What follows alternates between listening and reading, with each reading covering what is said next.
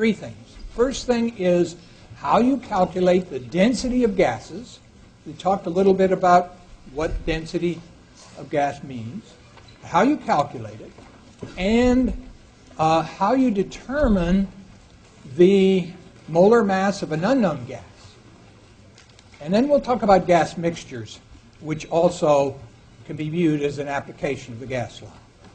Now, I want to remind you something that we mentioned last time, and I guess it was 2 times ago. 1 mole of almost any ideally behaving gas occupies the same volume, 22.4 liters at STP.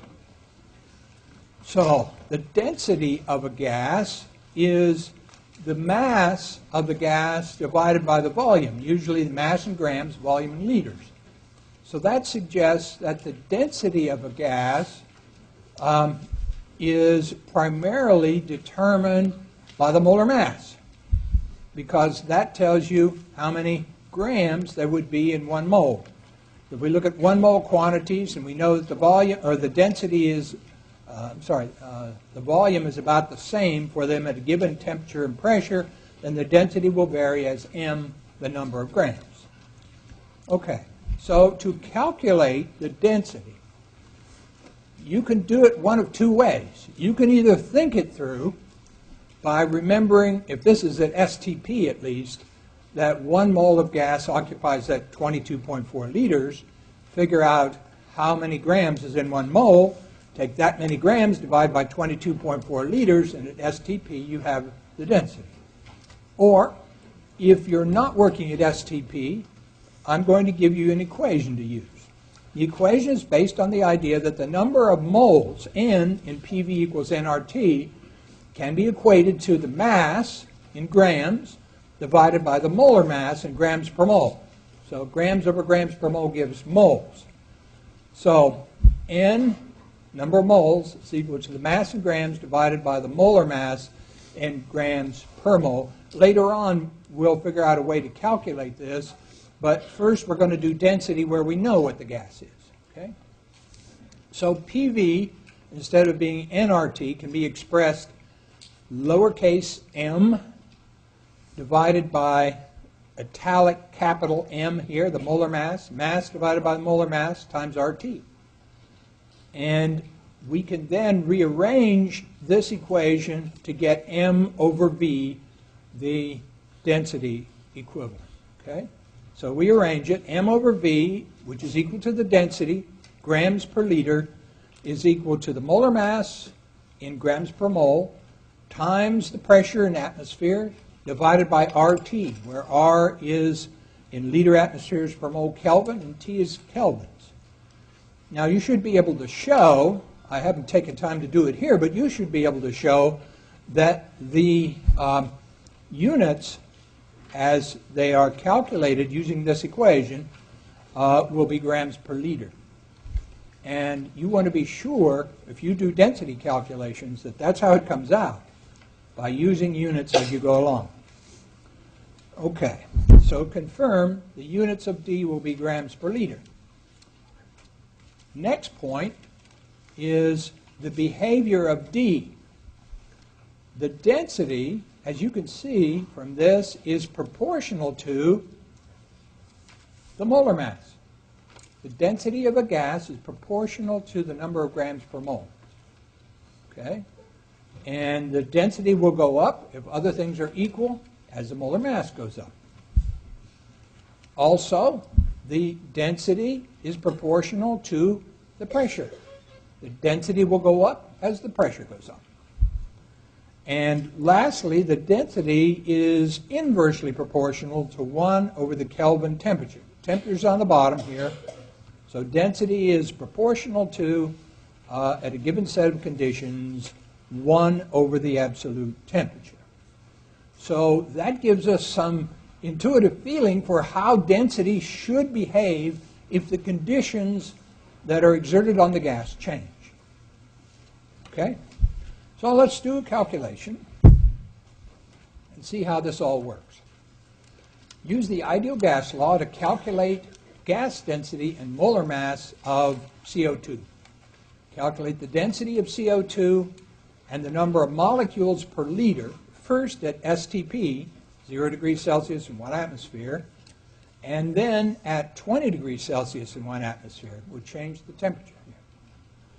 Okay, so the equation that you probably should memorize is the density is equal to the molar mass times the pressure divided by RT. Okay, so we have here pieces of information that need to be modified before they can be plugged in here because of the presence of R. You remember R puts restrictions on things. The pressure has to be in atmosphere, temperature has to be in Kelvin. You remember all that stuff.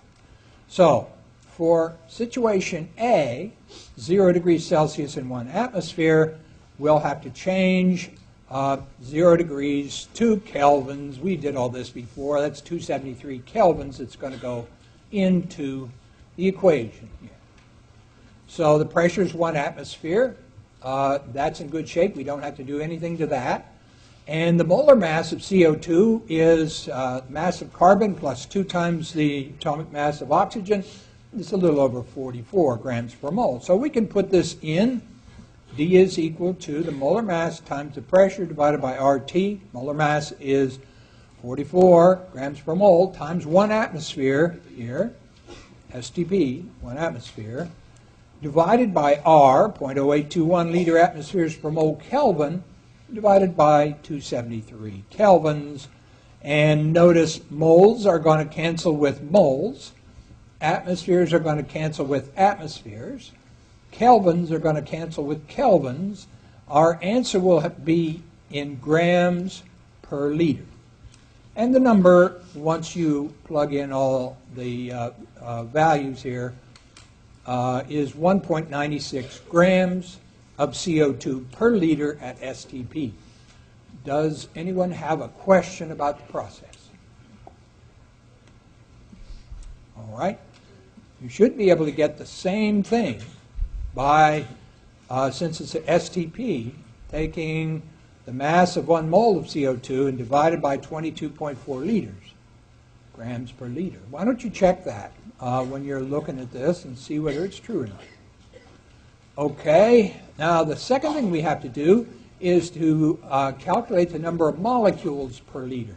We've got grams per liter here, so molecules per liter, we'll have to go grams per liter, and it will go to moles per liter, and then to molecules per liter. Okay, and we've done these things before, grams to moles, moles to molecules. Those are all known to us, and we shouldn't have a big problem with that.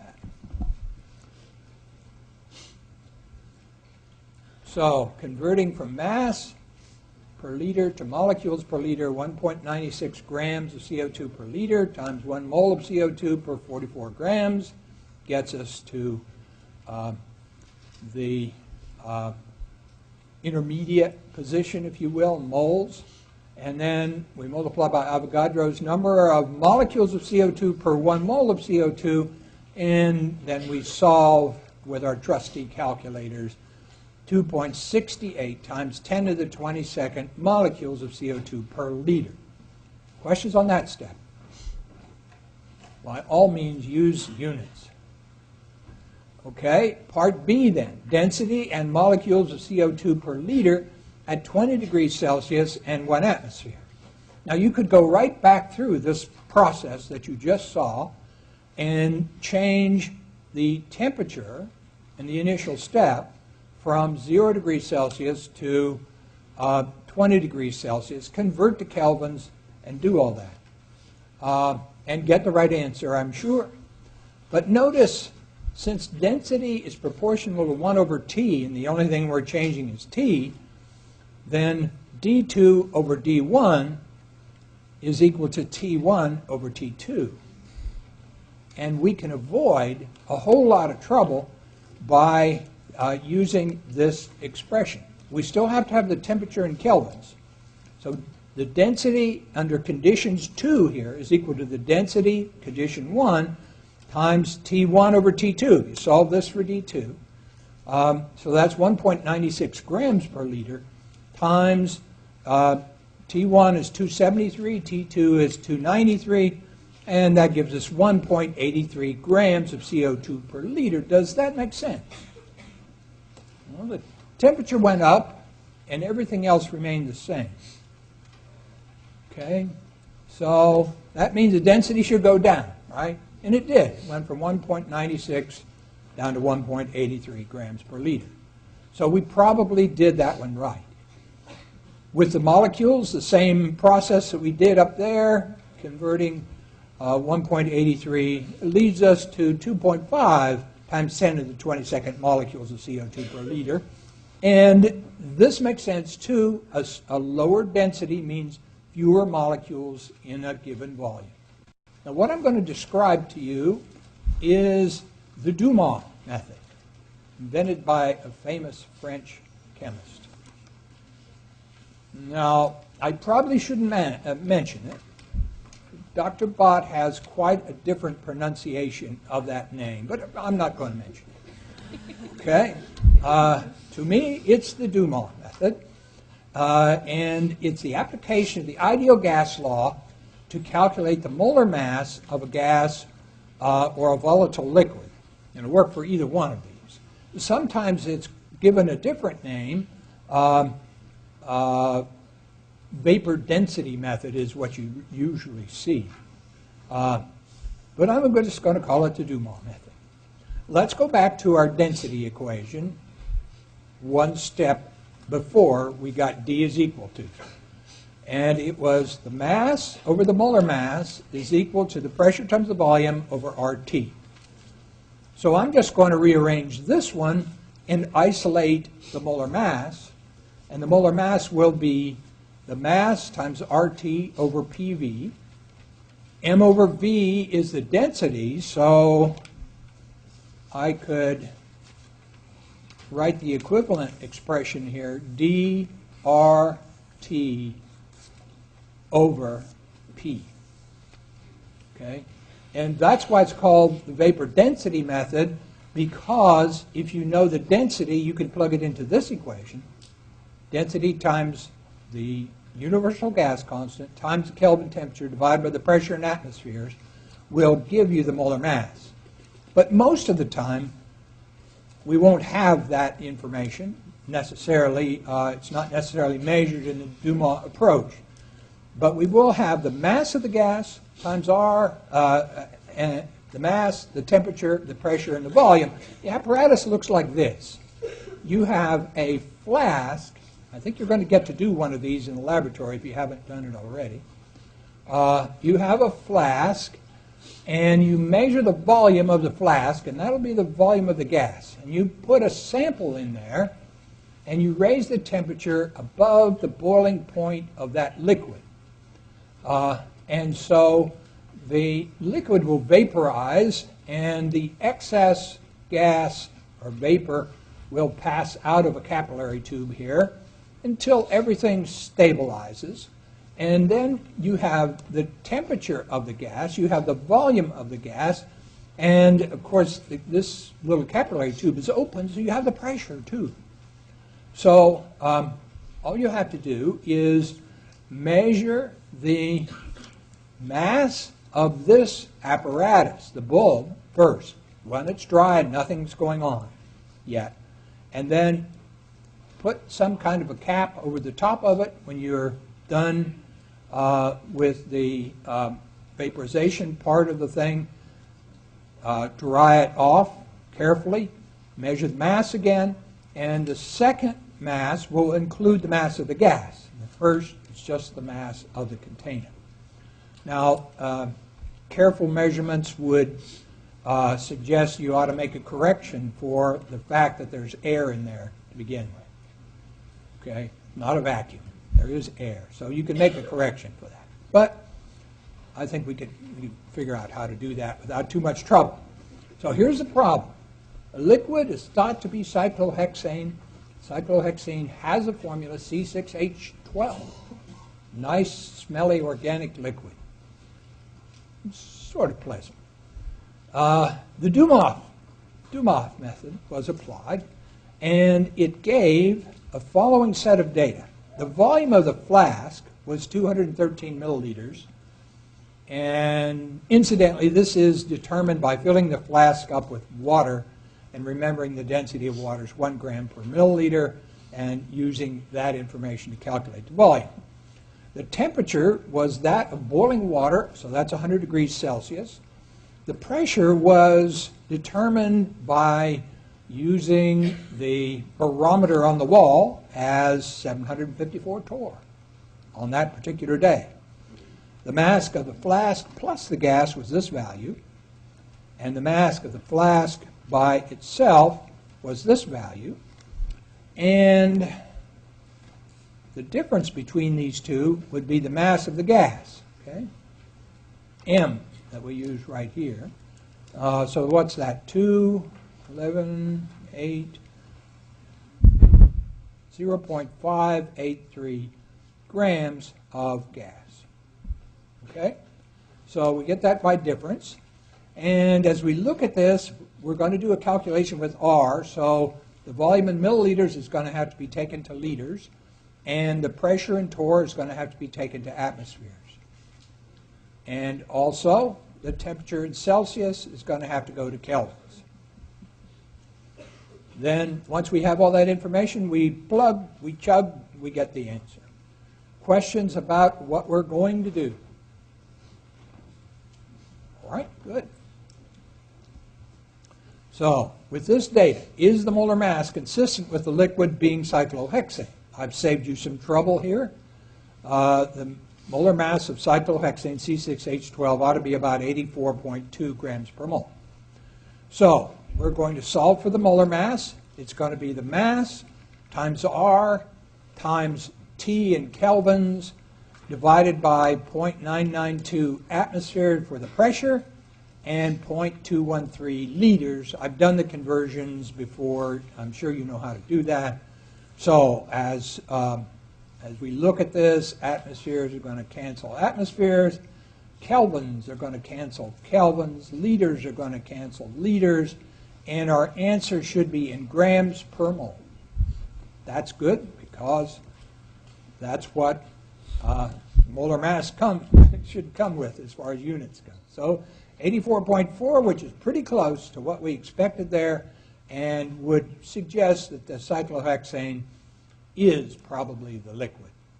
Many pieces of work that John Dalton did while he was studying gases was to collect gases over water. It was about the only real good way that he had to collect and measure gases. So he would generate oxygen in a chemical reaction. He would then bubble it through water and collect it over the water in an inverted test tube or inverted graduated cylinder. So he studied the gas, and he studied the effect of collecting it over water. What he found was a very startling and a very happy circumstance, and that is each gas in a mixture behaves as if it were there by itself, as if it doesn't know there's any other gases present. So the ideal gas law then would be valid for most gases under ordinary conditions, whether they're pure gases or a mixture. As long as you know the number of moles in the mixture, the ideal gas law will still apply. Well, what a wonderful thing. It couldn't be better. We all ought to write Dalton a letter, wherever he might be at this point in time, thank him for this, because it makes our job a lot easier. So what he found was the pressure of humid air, for example, is equal to the pressure of dry air plus the pressure of whatever water vapor is present in the sample. And water vapor is just another gas. Okay? So the water vapor behaves as if it was the only gas, and the air behaves as if it was the only gas. And if you determine the pressure from the ideal gas law for each of these, he said you could just add that together and you will get the total pressure of the system. And from this he got the law of partial pressures, In a gas mixture, the total pressure is the sum of the partial pressures, where the partial pressure is just the pressure of a gas in the circumstance where you don't consider the other gases. In other words, you just look at that gas as if it were the only thing present and use the ideal gas law. So P total, according to Dalton, is the sum of the partial pressures P1 plus P2 plus P3 plus whatever else was there, where P1 was the pressure of gas 1 calculated in the volume of the gas sample under the conditions of the gas sample as if there were no other gas around. Okay. Now, in order to be sure that you understand what we just said, consider the following hypothetical apparatus.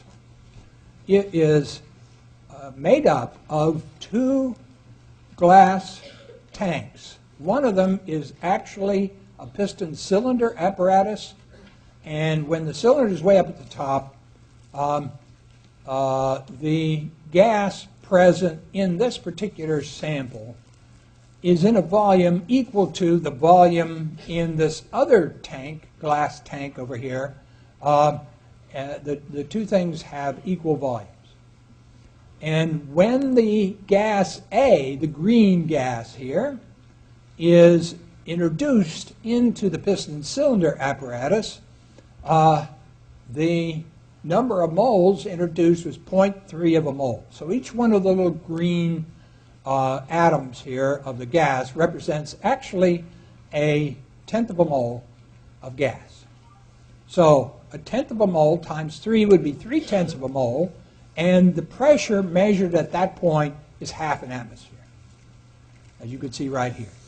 So at this circumstance, PA equals P total because there's nothing else there.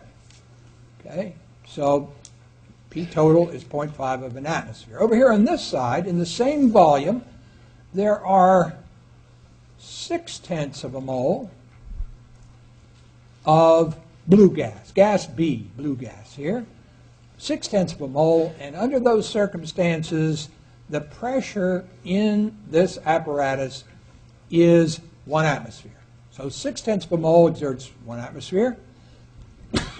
Pardon me, 3/10 of a mole exerts half an atmosphere. Both of these gases are behaving the same, and they're behaving, we hope, ideally. Okay. So what I want to do now is I want to combine them both into one tank. And the tank's going to be over here, and I'm going to do it by just depressing this piston and driving essentially everything over into this side. So if you depress the piston, then this is what we get. All 3 of the 10th mole quantities of gas A are over here. And they're in the same volume they were before, so what's their pressure? Partial pressure. 3/10 of a mole ought to be half an atmosphere if Dalton knew what he was talking about. It does not matter that there are now some blue atoms present. The green atom does not recognize anything about the blue atoms. All right?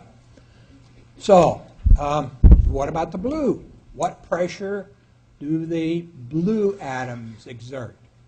Well, they're still in the same volume they did before, and they don't give a hoot about the green atoms. So they're going to exert the same pressure they did over here, 1 atmosphere. And Dalton says, okay, I can calculate the total pressure by this, the sum of the 2 partial pressures. And, of course, that's going to be half an atmosphere plus 1 atmosphere. And there it is right there, 1.5 atmosphere. P total equals the sum of the partial pressures of the gases. And that experiment is accurate to the extent that you get a complete transfer of gases over here. Questions on it? All right. Now let's just suppose that gas A was N2 and gas B were hydrogen.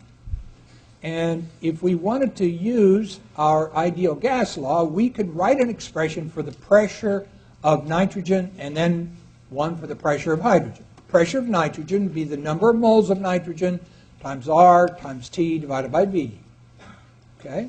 And likewise, the pressure of hydrogen would be the number of moles of hydrogen times R times T over V. Now, if we wanted the total pressure of gas over here, it would be, according to Dalton, the sum of the partial pressure of nitrogen plus the partial pressure of hydrogen. And if we expand those variables to their equivalent here, it would be N of N squared, N2, N of dinitrogen times RT over V plus N of hydrogen times RT over V. We can factor out RT over V since they're the same for both. And P total will be equal to the sum of the two numbers of moles here times RT over V, or just equal to N total times RT over V. Well, that's exactly what Dalton said. The gases act independently, and we can apply the ideal gas law to the whole thing, not worrying about the fact that it's a gas mixture and not a pure gas. That's why air works just fine for an ideal gas, because it's made up of ideally behaving gases in a mixture. Okay, now the key to using this information has to do with something we call the mole fraction. And the fraction of the total moles of one of the components in the mixture is called the mole fraction, capital Chi here, if you will, if that's the proper way to say it, where the mole fraction will be the number of moles, mole fraction of nitrogen will be the number of moles of nitrogen divided by the total number of moles, as you see over here. Okay? Now, it follows from this that the partial pressure of nitrogen, the partial pressure of nitrogen gas, Pn2, will be equal to the mole fraction of N2 times the total pressure.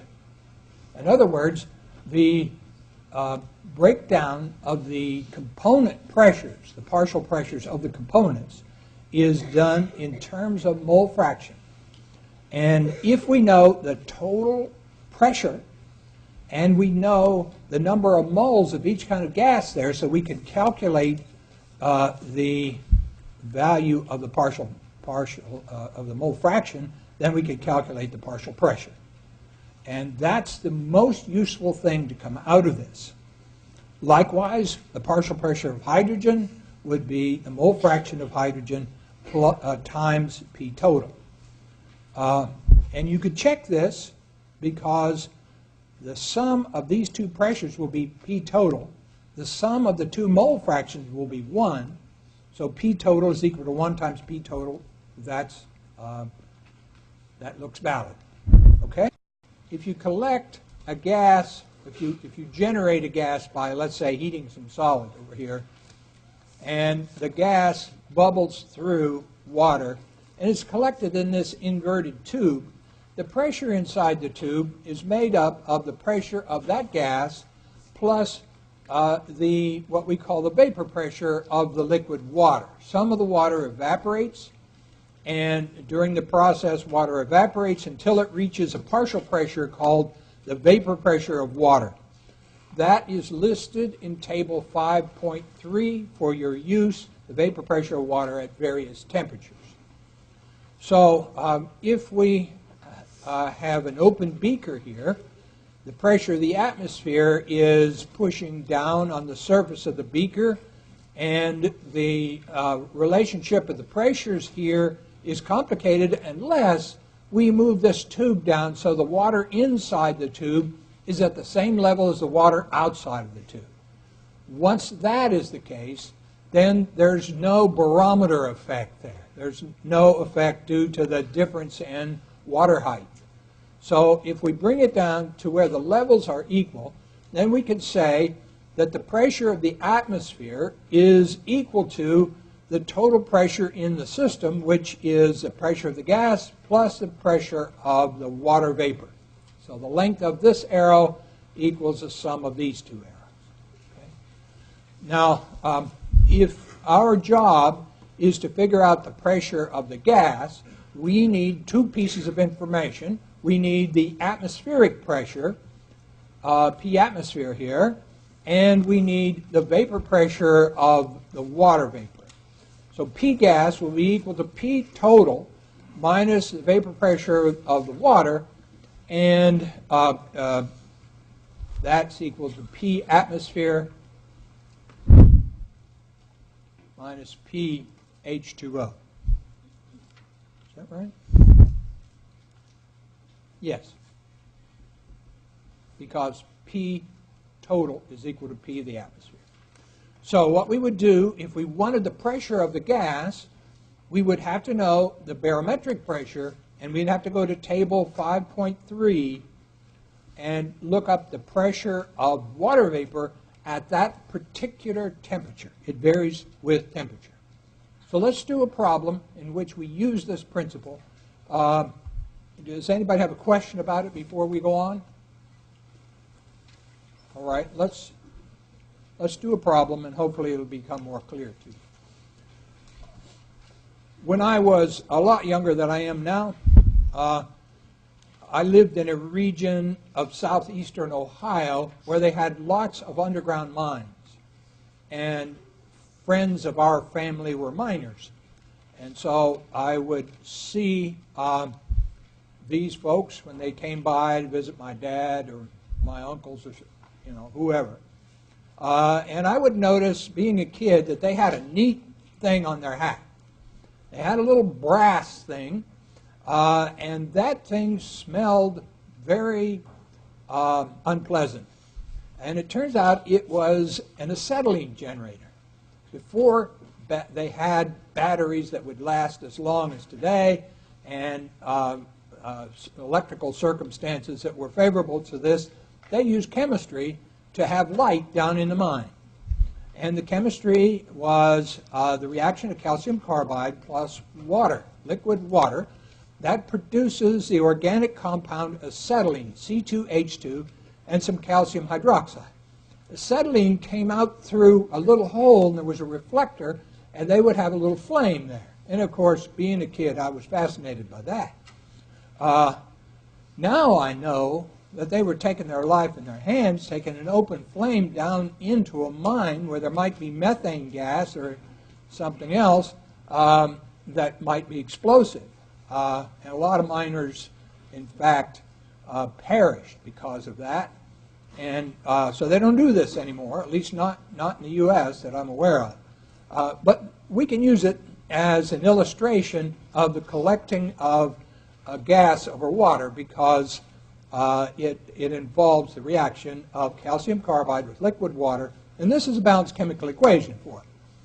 Now, at a particular point in the generation of the acetylene, after the reaction's over, in this particular case, the total pressure in the system was 738 torr, which represented the pressure of the acetylene plus the pressure of the water vapor. The volume of the gas that was collected in this experiment in the upside-down tube was 523 milliliters. The temperature was 23 degrees Celsius, and at that point, at that temperature, 23 degrees Celsius, the vapor pressure of water is 21 torr, according to the table. So what we want to do is to determine how much acetylene was made under these conditions. And in particular, we need the mass of the acetylene. Right? So the approach to this is 3 steps. First, we take the total pressure and we break it down into the pressure of acetylene and the pressure of the water vapor, and we separate out the pressure of the acetylene. Once we have that, then we can use the ideal gas law, N is equal to PV over RT, to calculate the number of moles of acetylene. Then, of course, it's a mole to mass conversion, and we've done so many of those we don't even have to think about it, right? So maybe the first thing to do is to recognize that we use PV over RT, we use the universal gas constant, so all of the variables have to be in the right units. Okay, so the pressure of the acetylene is 738 torr minus 21 torr. The pressure of the water is 717 torr. But R is in atmospheres, so we have to convert 717 torr to atmospheres. We've done this before. I don't really have anything to say about that unless you have a question.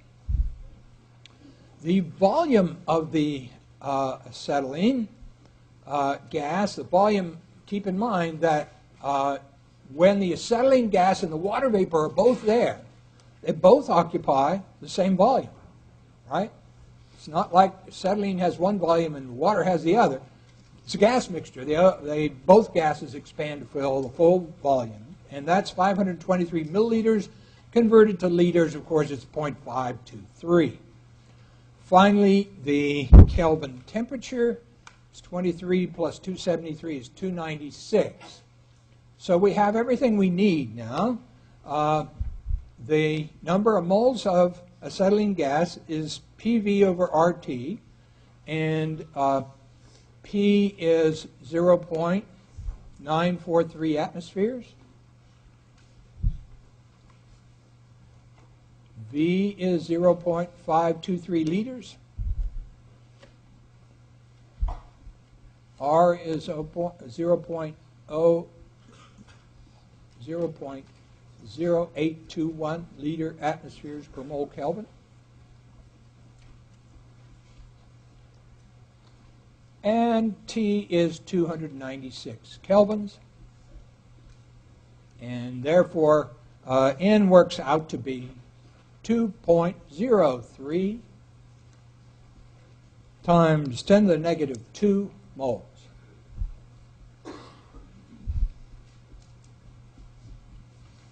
Okay, so that's the end of the third step. The fourth step is to convert this to mass. The molar mass of C2H2 is 26.0 grams per mole. So 2.03 times 10 to the negative 2 moles C2H2 times 26.0 grams C2H2 per mole.